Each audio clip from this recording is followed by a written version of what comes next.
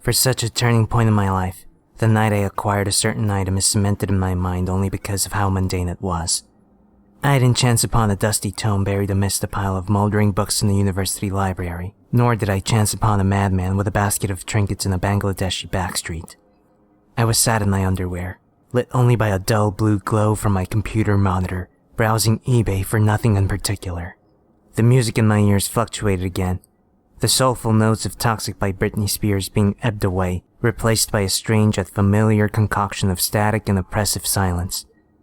I rolled my eyes and removed my headphones, tapping them against my palm while muttering half-formed sentences expressing my disdain for ever purchasing them. After a few minutes of tapping refused to exorcise the demons in my earpieces, I began to browse for a replacement.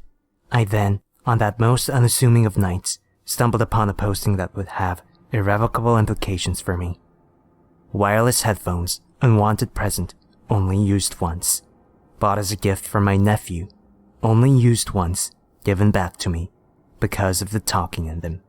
Guaranteed good condition. No point letting them go to waste because of an overactive imagination. The auction seemed like an amazing deal. Only an hour or so left. A fraction of the retail price. Paid delivery. I placed a bid and took myself to bed, trusting the late hour to protect me from having my new trinket stolen from me.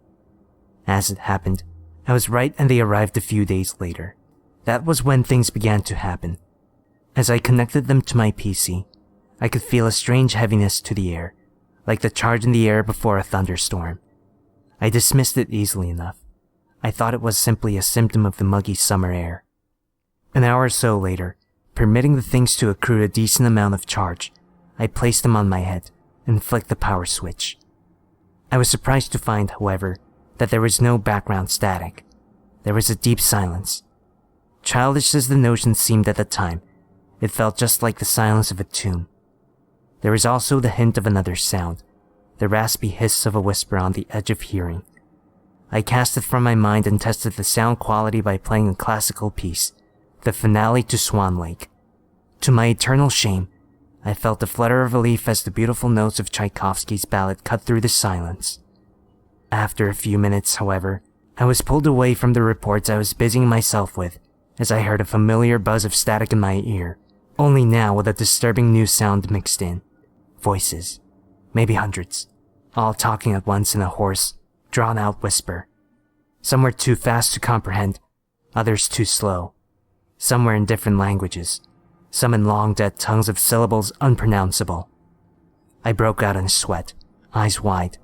I was the subject of these voices, the understandable ones at least.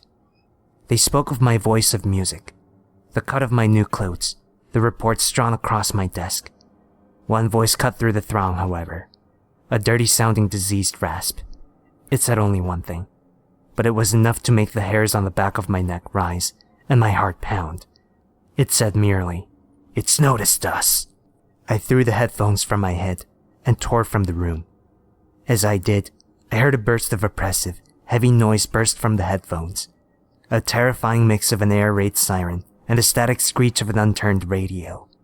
It was at this point I decided I needed to be out of the house. I bolted down the stairs, leaving the last view. As I fought with a tangle of keys that resided on the small table by my living room door, I heard another sound, or more accurately, a lack of it.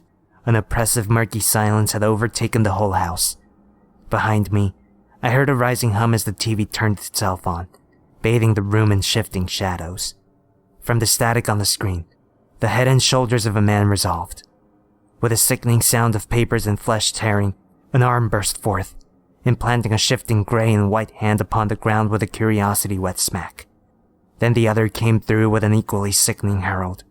The figure then began to flail itself forward and back, battering its head against the inside of the screen, until it burst through with a sound akin to a coconut being hit by a truck.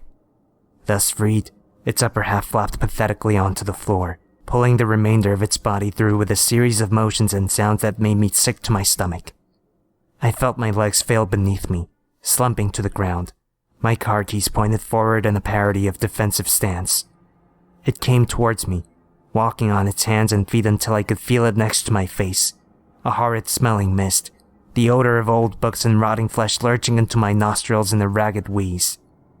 I tensed up, waiting to feel jaws on my throat, hands around my neck, anything, but none came. Through trembling lips, I managed to force a single question to the strange creature. Why are you here? I stammered. I could feel it smiling.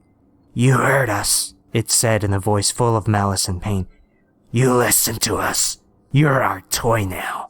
It laughed, a hollow, empty sound. Lucky you. And then, I was alone. I felt the presence go, the oppressive sounds of static and dull silence stripped away, leaving the usual night sounds in its wake. I don't know how long I lay there, staring at nothing, before sleep overtook me.